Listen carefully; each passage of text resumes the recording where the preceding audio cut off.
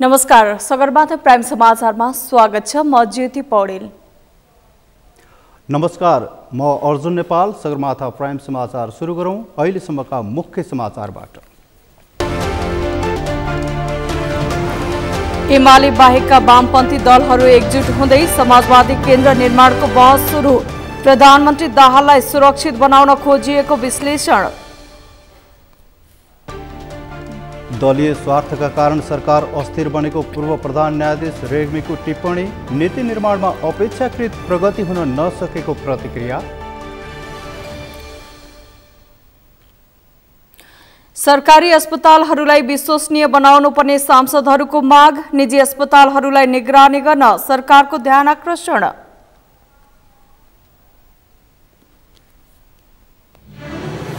कृष्ण सागरमा खसेको अमेरिकी ड्रोनको अवशेष निकाल्ने रुसको प्रयास। आफ्ना लडाकु विमानले अमेरिकी ड्रोनसँग कुनै सम्पर्क नगरेको दावी।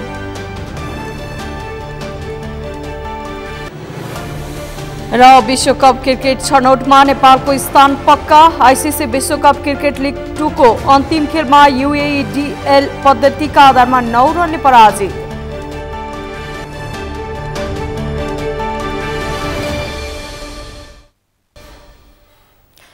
प्राइम समाचार अब विस्तारमा।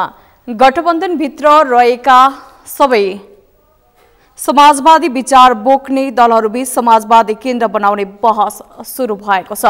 संविधानले समाजवादको परिकल्पना गरेको र राजनीतिक स्थिरताका लागि पनि समाजवादी धार बोकेका दल एकै ठाउँमा उभिनुपर्ने भन्दै उनीहरूले मोर्चाबन्दी गर्न कार्यदल नै बनाएर अघि बढेका छन्। राष्ट्रपतिको निर्वाचनले एउटै गठबन्धनमा जोडिदिएको उनीहरूले उपराष्ट्रपतिको निर्वाचन लगत्तै समाजवादी केन्द्रलाई पूर्णता दिने तयारी गरेका छन्। अमृत ढकालको रिपोर्ट। सत्ता गठबन्धनभित्र समाजवादी धार बोकेका दलहरूले समाजवादी केन्द्र बनाउने बहस सुरु गरेका छन्। संविधानले समाजवादको परिकल्पना गरेको र राजनीतिक स्थिरताका लागि पनि अब सबै समाजवादी विचार बोक्ने दलहरू एकै ठाउँमा उभिनुपर्ने भन्दै दलहरूले छलफल सुरु गरेका हुन्। प्रारम्भिक छलफल मात्रै सुरु भएको छ। एजेन्डाहरूमा प्रवेश गरेर बृहत छलफल भइसकेको छैन।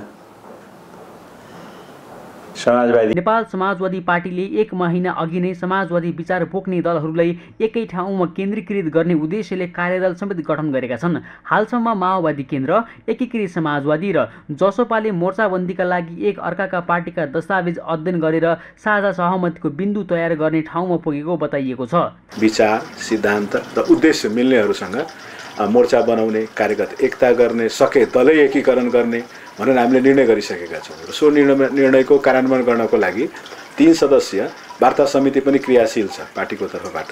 त्यो 3 जनाले थुप्रैहरूसँग संवाद गरिराख्नु भएको छ। संवाद अहिले पनि जारी नै छ। हो, त्यही संवादको क्रममा तपाईँले सुन्नुभयो होला, हामी समाजवादी मोर्चा बनाउन सक्छौँ। वार्ता र संवाद चलिरहेको छ। त्यसमा समाजवादी विचारधाराका, खास गरेर विचार मिल्नेहरूसँग, उद्देश्य मिल्नेहरूसँग, सिद्धान्त मिल्नेहरूसँग समयक्रम अनुसार मोर्चा कार्यगत एकता हुन सक्दछ। उपराष्ट्रपतिको निर्वाचन लगत्तै प्रधानमन्त्री पुष्पकमल दाहालले मन्त्री परिषदलाई पूर्णता दिने तयारी गरेका छन्। सत्ता गठबन्धनमा धेरै दल सहभागी भएकाले मन्त्री परिषद विस्तार गर्दा सबैको चित्त बुझाउन दाहाललाई सहज छैन। संसदको सबैभन्दा ठुलो दल काङ्ग्रेसले संसदमा 32 सिट मात्रै रहेको माओवादीलाई कुनै पनि बेला सत्ताबाट बाहिर निकाल्न सक्छ।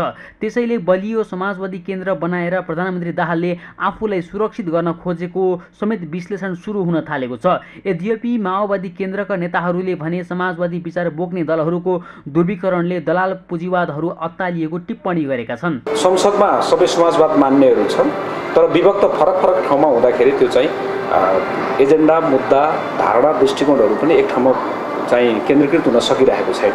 त्यो हिसाबले पनि समाजवादीहरू संसदमा विभिन्न नाममा हुने, तर फेरि संसदीय चाहिँ गणितमा फेरि त्यो चाहिँ विभक्त हुँदाखेरि त्यसको फाइदा अरूलाई हुने जुन स्थिति छ, त्यो त्यसको निम्ति चाहिँ एउटा सरकारको निम्ति पनि, अर्को कुरा चाहिँ समाजवादप्रतिको जुन प्रतिबद्धता वा निष्ठा छ सबैको, यदि त्यो हो भने फरक फरक छुट्टा छुट्टै बस्नुपर्ने कुनै जरुरी छैन। सत्ता गठबन्धनभित्र रहेका समाजवादी विचार बोक्ने दलहरूले समाजवादी केन्द्र निर्माण गर्न लागेका बेला यसलाई छिन्न भिन्न भए।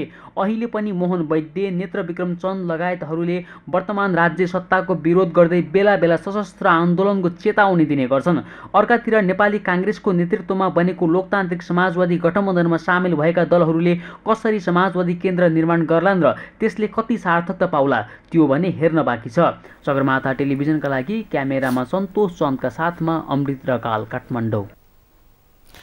उपप्रधानमन्त्री एवं भौतिक पूर्वाधार तथा यातायात मन्त्री नारायण काजी श्रेष्ठले नेपाल सरकार चीनको बेल्ट एन्ड रोड BRI परियोजनालाई सफल कार्यान्वयनमा ल्याउन दृढ रहेको बताउनु भएको छ। परियोजनाको कार्यान्वयनमा केही ढिलाइ भएको स्वीकार गर्दै उपप्रधानमन्त्री श्रेष्ठले त्यसलाई पूर्ण कार्यान्वयनमा ल्याउन सरकार प्रतिबद्ध रहेको पनि स्पष्ट पार्नुभयो। आज काठमाडौँमा आयोजित चाइना बेल्ट एन्ड रोड इनिसिएटिभमा 10 वर्ष नेपालको अनुभव विषयको कार्यक्रममा उहाँले परियोजनाको सफल र शीघ्र कार्यान्वयन नेपालको हितमा रहेको उल्लेख गर्दै त्यसका लागि नेपाल सरकारको तर्फबाट सहयोग र सहजीकरण गर्ने प्रतिबद्धता समेत व्यक्त गर्नुभयो। चाहन्छु पछिल्लो समयमा विश्व राजनीतिमा भइरहेको अभूतपूर्व परिघटनाहरूलाई हामीले नजिकबाट अध्ययन गरिरहेका छौँ। नयाँ विश्व व्यवस्थातिर उन्मुख अहिलेको समय अति नै र हाम्रो भौगोलिक अखण्डता तथा सार्वभौमसत्ताप्रति चीनले गरेको सम्मान। उपप्रधानमन्त्री श्रेष्ठले नेपाल चिनिया ऋणको पासोमा परेको भने भ्रमात्मक प्रचारबाट प्रभावित नभएको स्पष्ट गर्दै चीनबाट नेपालको ठूला पूर्वाधार निर्माणमा देखिएको आर्थिक अभाव पूरा हुने विश्वास व्यक्त गर्नुभयो। मुलुकको विकासमा प्रतिकूल असर पर्ने वा आर्थिक सङ्कट बढाउने कुनै पनि ऋणको पासोमा नेपाल नपर्ने उपप्रधानमन्त्री श्रेष्ठको दावी छ। एमालेका उपमहासचिव प्रदीप गेवालीले चीनको belt and road initiative BRI परियोजना तीव्र गतिका साथ अघि बढाउन सरकारलाई आग्रह गर्नुभएको छ। भू राजनीतिक मुद्दाका कारण यो परियोजना अघि बढाउन समस्या देखिएको उल्लेख गर्दै उहाँले अब सरकारले त्यसलाई छिटो भन्दा छिटो कार्यान्वयन गर्नुपर्ने बताउनुभयो। उपमहासचिव गेवालीले परियोजनालाई अघि बढाउनका लागि सरकारले अब चीनसँग फन्डिङ मोडालिटीको बारेमा तत्काल छलफल गर्नुपर्ने आवश्यकता उठाउनुभयो। परियोजनाबाट फाइदा लिन नेपाल आफै अग्रसर हुनुपर्ने उहाँको भनाइ छ। उपमहासचिव गेवालीले चीनले बाह्य मुलुकसँग हस्तक्षेप नगर्ने कुरालाई स्पष्ट पार्दै आएको उल्लेख गर्दै त्यसप्रति नेपाल गम्भीर बन्नुपर्ने बताउनुभयो। उहाँले नेपालले विकासमा फड्को मार्ने हो भने पनि BRI परियोजनाको छिटो अघि बढाउन उपयुक्त हुने धारणा राख्नुभयो। चीन विकासको जतिसुकै हुँदाखेरि भन्नुहुन्छ बाह्य हस्तक्षेपको पीडा के हो भन्ने कुरा त हामी आफै भोगेर आएका हौँ। अफिम युद्धपछि करिब 100 वर्षसम्म बाह्य हस्तक्षेपको पीडा कस्तो हुन्छ भन्ने कुरा हामी स्वयंले भएका छौँ। सो नेपाल चीनले कहिले पनि यो ढङ्गको एउटा चाहिँ अपेक्षा गर्ने छैन। बी एस्योर्ड भनेर भन्ने गर्नुभएको छ। कार्यक्रममा नेपालका लागि चिनिया राजदूत छङ सोङले नेपालको विकासमा BRI परियोजना महत्त्वपूर्ण अवसर हुने उल्लेख गर्नुभयो। उहाँले नेपालको पूर्वाधार विकासमा चीनले सहयोगका हातहरू थप अघि बढाउन चाहेको बताउनुभयो।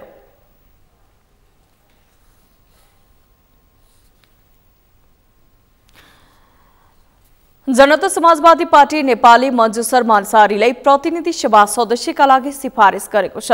ललितपुरको बालकुमार स्थित केन्द्रीय कार्यालयमा आज बसेको पार्टी केन्द्रीय कार्यकारिणी समितिको बैठकले अन्सारीलाई समानुपातिकतर्फ प्रतिनिधि सभा सदस्यका लागि निर्वाचन आयोगलाई सिफारिस गर्ने निर्णय गरेको हो।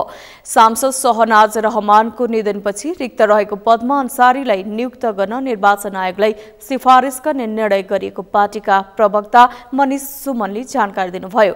अन्सारी सो पार्टीको मुस्लिम समुदायबाट समानुपातिकतर्फको सूचीको दोस्रो वरियतामा रहनु भएको थियो।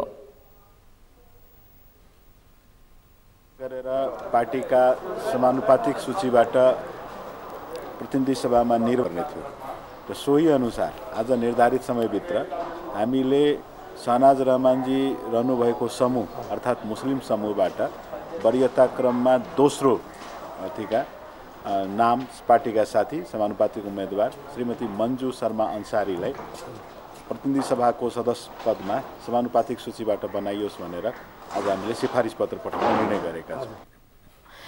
निर्वाचन आयोगले सांसद रहमानको निधनपछि जनता समाजवादी पार्टीलाई अर्को सांसद सिफारिस गर्न पत्राचार गरेको थियो।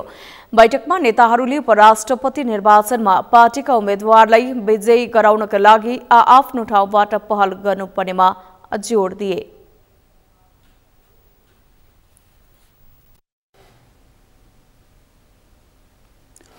मन्त्री परिषदका पूर्व अध्यक्ष तथा पूर्व प्रधान न्यायाधीश खिलराज रेग्मीले सरकार अस्थिर हुने गरेकाले नीति निर्माणको काम प्रभावकारी रूपमा हुन नसकेको बताउनु भएको छ। मन्त्री परिषदका पूर्व अध्यक्ष रेग्मीले सरकार गठन गर्ने र कसरी टिकाउने भन्ने विषय मात्रै प्राथमिकतामा परेको भन्दै दीर्घकालीन नीतिगत सोच र कार्ययोजना आउन नसकेको बताउनुभयो। सरकारले दैनिक रूपमा गर्नुपर्ने प्रशासनिक कामभन्दा बाहेक अरू काम गर्न नसकेको उहाँको दाबी छ। रेग्मीले वर्तमान सरकारलाई वल्लो घरको नरे पल्लो घर सरे भन्ने उखानसँग तुलना गर्नुभयो। शिक्षा र रोजगारलाई तपाईको चाहिँ जोडेर हेर्न सकिएन भने त्यसको के अर्थ रहन्छ? त्यसकारणले संविधान आफै क्रियाशील हुने होइन। नीति निर्माण र कार्यान्वयन सरकारले गर्ने हो। राज्यका अरू अवयवहरू सहायक हुन्, तर सरकार स्थिर हुन सकेको छैन। विगतदेखिको अनुभव यस्तै छ। सरकार गठन गर्ने र कसरी टिकाउने भन्ने क्रियात्मक श्रृङ्खला प्राथमिकतामा परेको छ। वल्लो घरको नरे पल्लो घर सरे भन्ने नेपाली उखान चरितार्थ हुँदैछ। मन्त्री परिषदका पूर्व अध्यक्ष रेग्मीले नेपालको शिक्षा प्रणाली विद्यार्थीहरूलाई परनिर्भर बनाउने खालको भएको टिप्पणी गर्नुभयो। यस्तै पूर्व मन्त्री तथा नेकपा माओवादी केन्द्रका सांसद देवेन्द्र पौडेलले सङ्घीय शिक्षा ऐन ल्याउनतर्फ कोही सचेत नभएको आरोप लगाउनुभयो। ऐन ल्याउनेतर्फ कसैलाई मतलब नहुँदा समयमा आउन नसकेको उहाँको दाबी छ।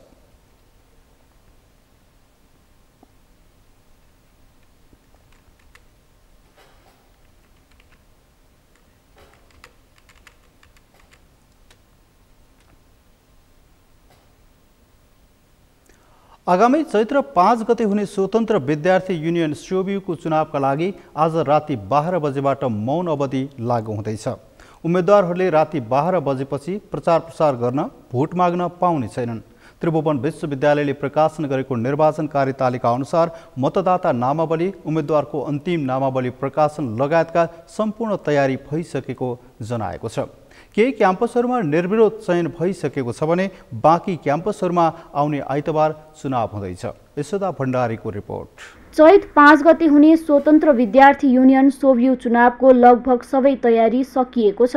विद्यार्थी निर्वाचनका लागि मौन अवधिमा उम्मेद्वारले कुनै पनि प्रचार प्रसार गर्न, भोट माग्न नपाइने, त्यस्तै सामाजिक सञ्जाल मार्फत पनि कुनै पनि विद्यार्थी सङ्गठनको पक्ष वा विपक्षमा विचार विमर्श गर्न नपाइने, विद्यार्थीलाई भेटेर भोट माग्न, निर्वाचन सम्बन्धी तुल, फ्लेक्स वा कुनै प्रकारको पोस्टर टास्न र सोभियु लक्षित कुनै पनि सभा, सम्मेलन, भेला वा गोष्ठी गर्न नपाइने त्रिवी विद्यार्थी कल्याण तथा खेलकुद निर्देशनालयले स्पष्ट गरिसकेको छ। यस पटक सोभियु चुनावमा आचार संहिता कडाई गरेको त्रिवी विद्यार्थी कल्याण तथा खेलकुद निर्देशनालयले बताएको छ। हाम्रो चैत्र 5 गते सम्पन्न हुन गइरहेको सोभियु निर्वाचनको सन्दर्भमा आज राति 12 बजेदेखि हाम्रो चाहिँ मौन अवधि सुरु हुँदैछ। मौन अवधिमा अब मानिसहरूको चाहिँ समूह बनाएर हिँड्न नपाइने, प्रचार प्रसार गर्न नपाइने र पत्र पत्रिकामा पनि प्रचार प्रसार गर्न नपाइने भन्ने खालको कुरा छ। र हामीले यो अवधिमा आन्तरिक रूपमा मतपत्र छपाई सम्बन्धी काम गर्छौँ अनि अरू सम्पूर्ण भौतिक तयारीहरू पनि गर्छौँ हामीले। ठुला भनिएका विद्यार्थी सङ्गठनहरू तयार नहुँदा र 28 वर्ष उमेर हदको विवादका कारण सोभियु चुनाव नियमित हुन सकिरहेको थिएन। तर यस वर्ष भने सोभियु चुनावको सबै तयारी पूरा भएको छ। त्रिवीका 62 आङ्गिक र 1040 सम्बन्ध प्राप्त क्याम्पसमा सोभियु निर्वाचन हुँदैछ। फागुन 27 गते उम्मेदवारी दर्ताको समयमा कतिपय क्याम्पसमा निर्विरोध नेतृत्व चयन भइसकेको छ। गोर्खा बहुमुखी क्याम्पस, महालक्ष्मी क्याम्पस, जनज्योति बहुमुखी क्याम्पस, जनकल्याण बहुमुखी क्याम्पस लगायतका देशका 80 भन्दा बढी क्याम्पसहरूमा सोभियुको उम्मेद्वार निर्विरोध चयन भएका छन्। निर्विरोध उम्मेद्वार चयन नभएका त्रिवीका आङ्गिक तथा सम्बन्ध प्राप्त अधिकांश क्याम्पसहरूमा आइतबार चुनाव हुँदैछ। कतिपय क्याम्पसमा विवादका कारण निर्वाचन अनिश्चित छ। उपत्यकाका त्रिचन्द्र, आरआर, पाटन संयुक्त र विश्वभाषा क्याम्पसमा भने विवादका कारण निर्वाचन प्रक्रिया अगाडि बढ्न सकेको छैन। 60 वटा आङ्गिक क्याम्पसमा निर्वाचन प्रक्रिया अगाडि बढ्नुपर्नेमा हाम्रो सिद्धनाथ क्याम्पसमा प्रक्रिया अगाडि बढेको छैन, अवरुद्ध नै छ। महेन्द्र क्याम्पस नेपालगञ्जमा અહીં भर्खर सूचना प्राप्त भएअनुसार उहाँहरूले पनि प्रक्रिया अगाडि बढाउन थाल्नु भएको छ भने हाम्रो धौलागिरी क्याम्पस र पृथ्वीनारायण क्याम्पसमा पनि अवरुद्ध छ।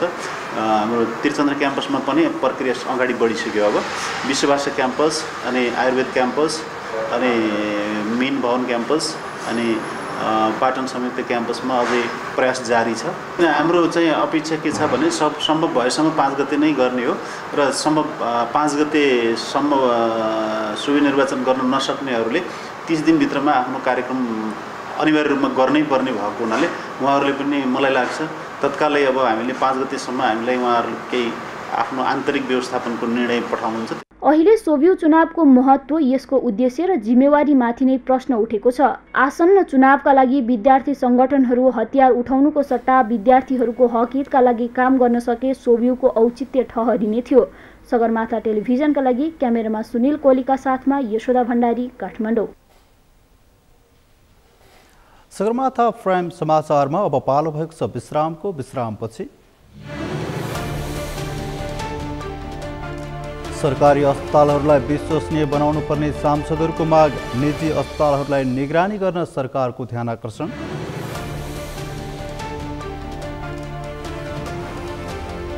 नारायणगढ बुटोल सडक विस्तार अन्तर्गत कावासोती जंगल खण्डमा कालोपत्रको काम सुरु। सडक विस्तारको 4 वर्षपछि करिब 500 मिटर सडक कालोपत्र गरिँदै। र विश्वकप क्रिकेट छनौटमा नेपालको स्थान पक्का। आइसिसी विश्वकप क्रिकेट लिग 2 को अन्तिम खेलमा युएई DAL पद्धतिका आधारमा 9 रनले पराजित।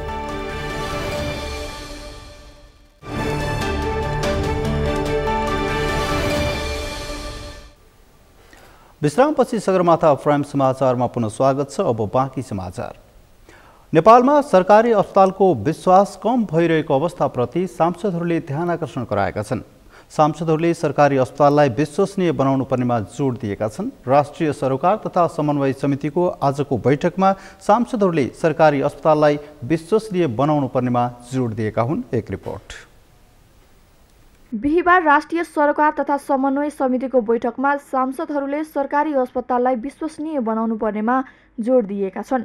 राष्ट्रिय सरोकार समितिको बैठकमा नेकपा एमालेका सांसद रामचन्द्र राईले गर्मी मौसम सुरु भएको र सरकारले रोगहरूको रोकथामका लागि कस्तो कार्यविधि बनाइरहेको छ भन्दै प्रश्न गर्दै ल्याबको सुविधा सरकारी अस्पतालमा सबै किसिमका हुन नसकेको प्रति आपत्ति जनाए। अब गर्मी मौसम आयो, अघि सचिवले भनिसक्नु भएको छ, चासो छ स्वास्थ्य मन्त्रालय सधैँ छ, यसमा चाहिँ बढेरै चासो छ भन्ने कुरा बुझ्यो। डेङ्गी लगायतको इन्फ्लुएन्जाहरू पनि आउँछ, स्वाट आउँछ, मान्छेलाई सुताइहाल्छ भनेपछि त्यो इन्फ्लुएन्जाहरू डेङ्गीको चाहिँ लार्भाहरू के भन्दा नमर्ने 2-3 वर्षमा पनि रहने, गमलामा रहने, कहाँ रहने सानोहरूले राखेको बिसारीहरू हामीले देखि नै रहेका छौँ, हामीले खाइ नै रहेका छौँ। त्यसै हुनाले यो क्षेत्रको अनुसन्धान स्वास्थ्य क्षेत्रले एकचोटि गर्दा हामी कुन अवस्थामा छौँ, हाम्रो देशको अवस्था के हो भन्ने कुरा थाहा हुन्थ्यो। कम्तीमा एउटा नमुनाको रूपमा भए पनि यसको अनुसन्धान भएदेखि राम्रो हुन्थ्यो भन्ने मलाई लागेको छ। र दोस्रो कुरा, बिमाको कुराहरू गर्दा सरकारी हस्पिटलमा मान्छेहरू सिफारिस लिन मात्रै जान्छन्, सिफारिस दिनुहोस् भन्छन्, त्यहाँ उपचार हुन्छ भन्नेसम्म पनि मान्छेले विश्वास गर्दैन। बैठकमा लोकतान्त्रिक समाजवादी पार्टी नेपालका सांसद शेखर कुमार सिंहले सरकारले अध्ययन गर्दै गर्दा विद्यार्थीहरूलाई जिल्ला र अस्पताल तोकिदिनुपर्ने उल्लेख गरे। गोपी बहादुर सार्की अछामीले बिमा निजी क्षेत्रलाई दिन नहुने भन्दै बिमा बोर्ड स्वास्थ्य मन्त्रालयको मातहतमा नरहेकाले पनि समस्या देखिएको तर्क गरे। बिमाको बिल अस्पतालले सही किसिमबाट बनाएका छन् वा छैनन् भनेर सरकारले निरीक्षण गर्नुपर्ने सांसद अछामीको माग छ। यो बिमा भन्ने कुरा जुन निजीलाई हामीले दिएका छौँ एउटा, अर्को कुरा चाहिँ बिमा बोर्ड चाहिँ स्वास्थ्यको अन्डरमा छैन भनिसकेपछि त्यहाँ अलि मैले त्यो समस्या देखाएको छु।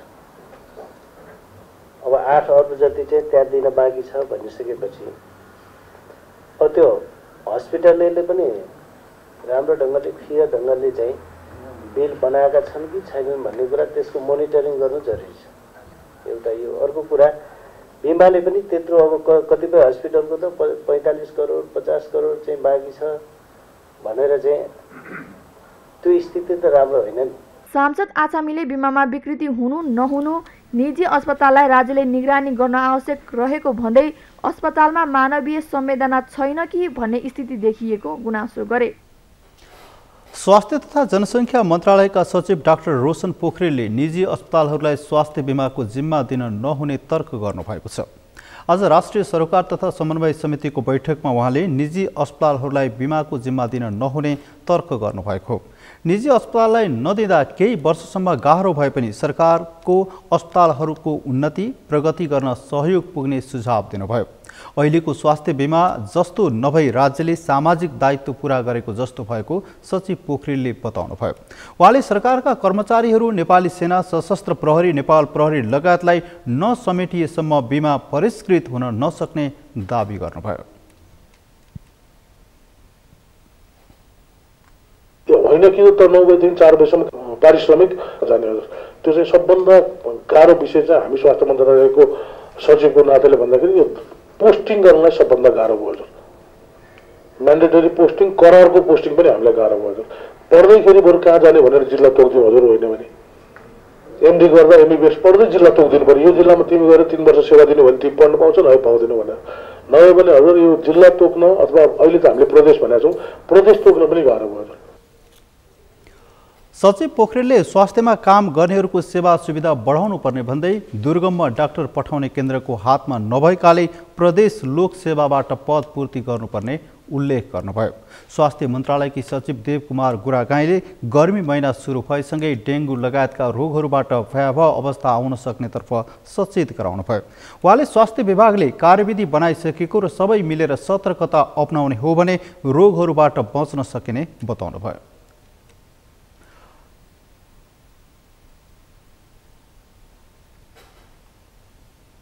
लार्भा पनि अहिले फेरि बाँच्छ भन्छ होइन, अब के हुन्छ त्यसको लागि चाहिँ स्वास्थ्य सेवा विभाग मन्त्रालयको निर्देशनमा नेपाल सरकारको निर्देशनमा डेङ्गु नियन्त्रणको लागि एउटा कार्यविधि कार्ययोजना बनाइसक्नु भएको छ। त्यो अहिले हजुरहरूलाई हामी दिन्छौँ र हामीले के गर्न सक्छौँ त, सतर्कता कसरी अप्नाउन सक्छौँ, यसको सर्च एन्ड डिस्ट्रोको लागि के गर्न सक्छौँ भन्ने सन्दर्भमा एउटा कार्ययोजना तयार भएको छ। सबै सङ्घ प्रदेश र स्थानीयको समन्वयको कुराले अवधिहरू उठाउनु भएको थियो। सबैको समन्वयमा एक्लै गर्न नसकिँदैछ हजुर, सङ्घबाट मात्र, र सबैको सहकार्यमा सबै गाउँ समुदाय मिलेर गर्नको लागि चाहिँ एक किसिमको कार्ययोजना बनेको छ। त्यसको आधारमा हामी अगाडि बढ्न सक्यौँ भने यो भयावह स्थितिलाई हामी जोड्न सक्छौँ। सचिव गुरागाईले गर्मी महिनामा हुने रोगहरूबाट बच्न सरसफाइमा ध्यान दिन आग्रह गर्नुभयो।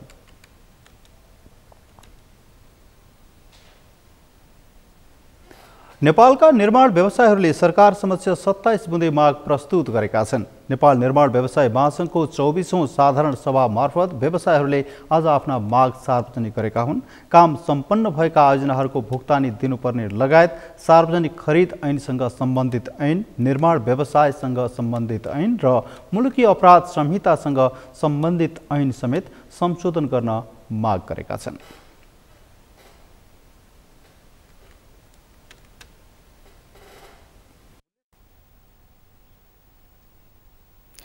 पशुपति क्षेत्र विकास कोषले हिन्दू विश्वविद्यालय स्थापना गर्नका लागि सम्भाव्यता अध्ययनका लागि डाक्टर जगमान गुरुङको नेतृत्वमा 5 सदस्यीय समिति गठन गरेको छ। आज कोषले विश्वविद्यालय निर्माणका लागि सम्भाव्यता सहित अवधारणा पत्र तयारी समिति गठन गरेको हो। पर्यटन मन्त्रालयमा पत्रकार सम्मेलन गर्दै चैत महिनाभित्रमा अवधारणा पत्र तयार पारिसक्ने गरी काम अगाडि बढाउने जानकारी दिएको हो। पत्रकार सम्मेलनमा संस्कृति पर्यटन तथा नागरिक उड्डयन मन्त्री सुदन किराँतीले नेपाल धर्मनिरपेक्ष राष्ट्र भएको भन्दै सबै धर्मको सम्मान हुने बताउनुभयो। उहाँले डाक्टर जगमान गुरुङलाई हिन्दू विश्वविद्यालय स्थापना गर्नका लागि अध्ययन गर्ने जिम्मेवारी भन्दा पनि सम्मान भएको बताउनुभयो। उहाँले हिन्दू विश्वविद्यालय स्थापना गर्नु अहिलेको मुलुकको आवश्यकता भएको बताउनुभयो। उहाँले आधुनिक नेपालको सम्भाव्यताको प्रारम्भ हिन्दू विश्वविद्यालय स्थापनाबाट हुने दावी गर्नुभयो।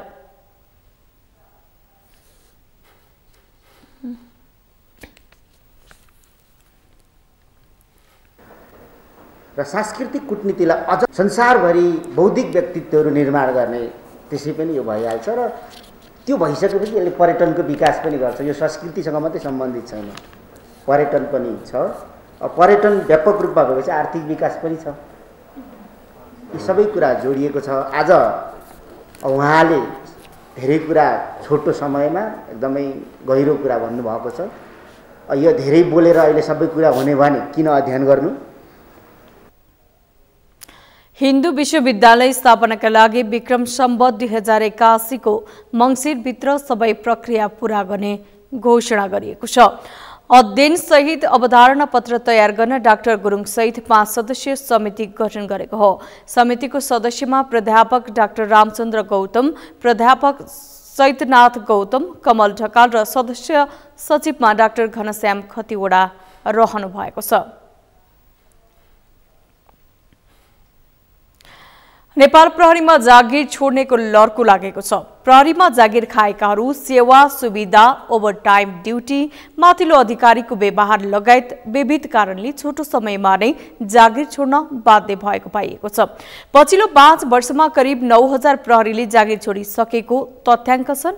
तर यसरी जागिर छोड्नेमा भने इन्सपेक्टर भन्दा तल्लो तहका कर्मचारीहरू धेरै रहेको नेपाल प्रहरीको तथ्याङ्कले देखाएको छ।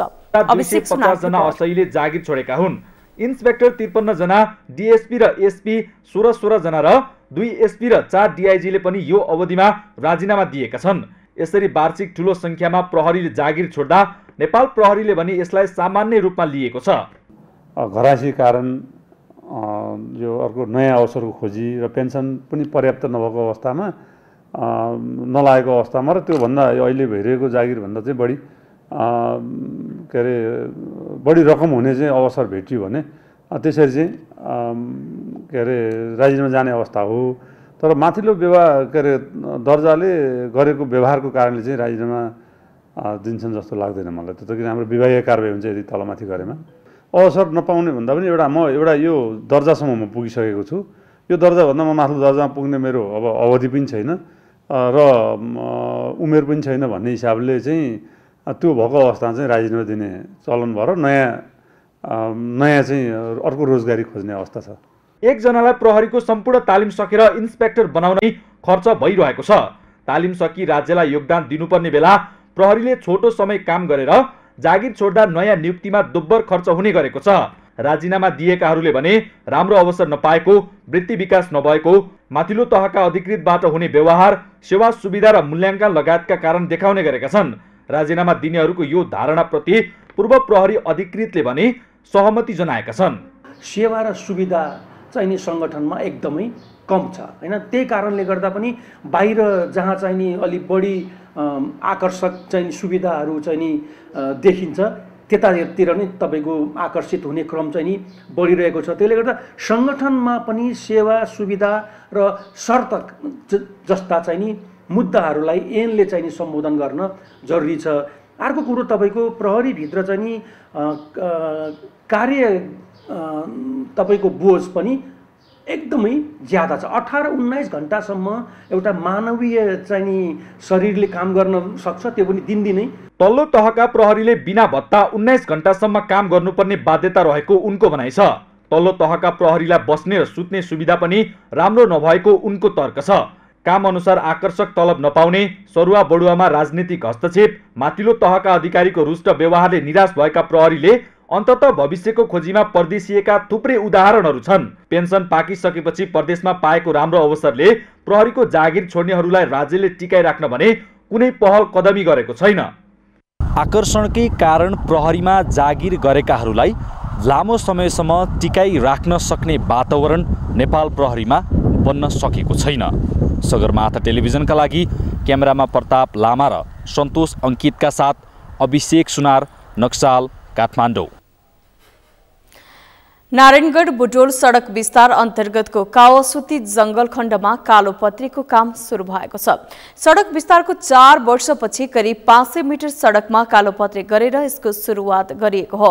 एक हप्ता भित्रमा जंगल खण्ड अन्तर्गतको 4 किलोमिटर सडक कालोपत्री गरिने योजना छ। आयोजनाका कन्सल्टेन्ट इन्जिनियर राकेश झाका अनुसार 7 मिटर चौडाइको सडकमा 6 सेन्टिमिटर मोटाइको कालोपत्री गरिएको हो। त्यसमा केही दिनपछि 4 सेन्टिमिटर कालोपत्री कालोपत्री थपिने बताइएको छ। आयोजना सुरु भएको झण्डै 4 वर्षपछि कालोपत्रीको काम सुरु भएको हो। यसभन्दा अगाडि परीक्षण स्वरूप पूर्वी खण्डको हर्कपुर, पश्चिम खण्डको भूमाहीमा कालोपत्र गरिएको थियो। अहिलेसम्म जम्मा 26% काम सकिएको छ। 114 किलोमिटरको नारायणगढ बुटुल सडक खण्ड बस्ती क्षेत्रमा 6 लेन, जंगल क्षेत्रमा 4 लेन र दाउन्ने क्षेत्रमा 3 लेन बनाइनेछ।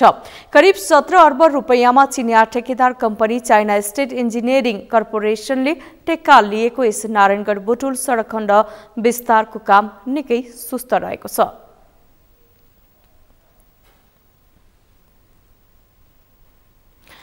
सगरमाथा प्राइम समाचारमा पालो विश्रामपछि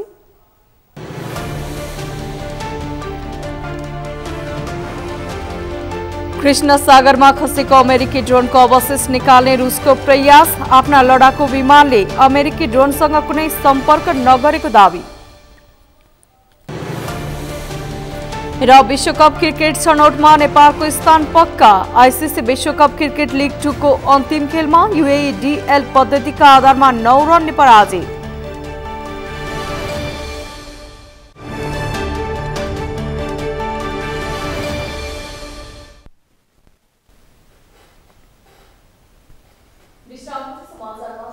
अब अन्तर्राष्ट्रिय समाचार।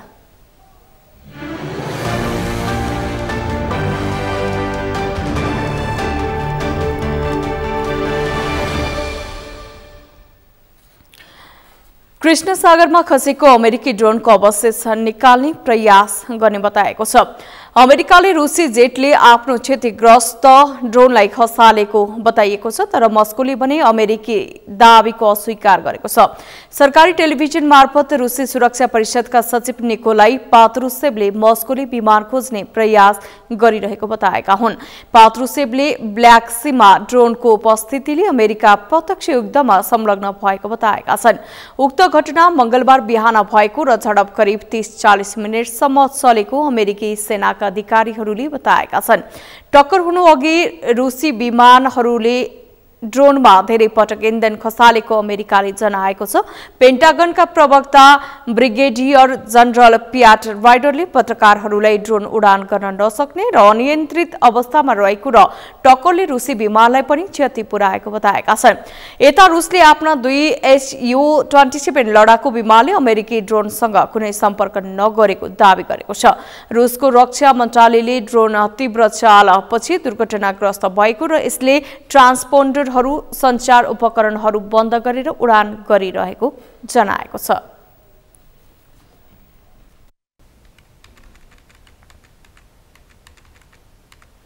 सगरमाथा समाचारमा अब पालो भएको छ खेल समाचारको।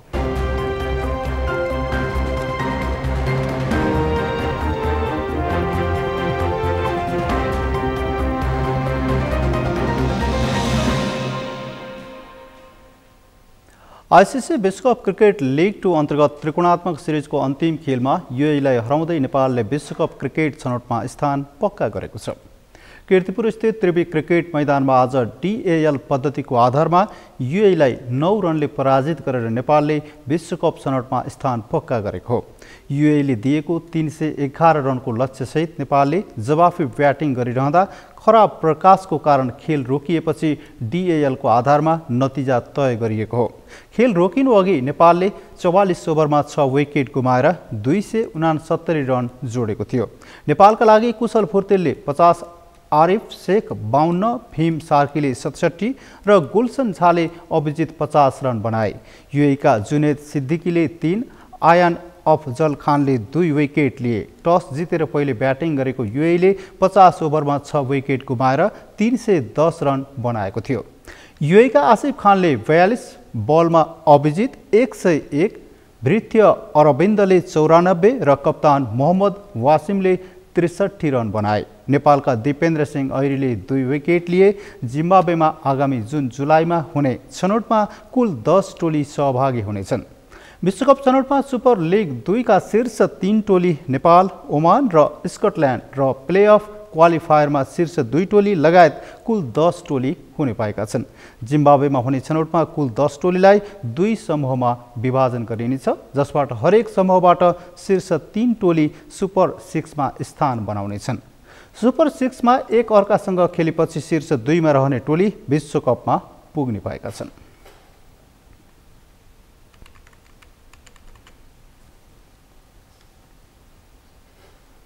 सगरमाथा प्राइम समाचारको अन्त्यमा मुख्य समाचार पुनः एकपटक।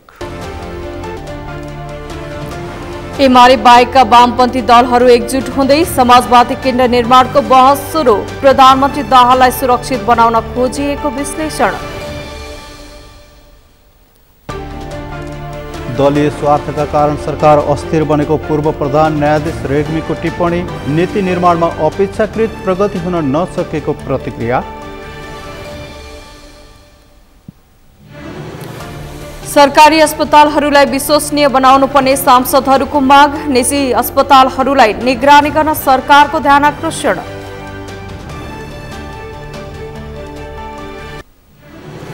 ब्ल्याक सीमा खसेको अमेरिकी ड्रोनको अवशेष निकाल्ने रुसको प्रयास।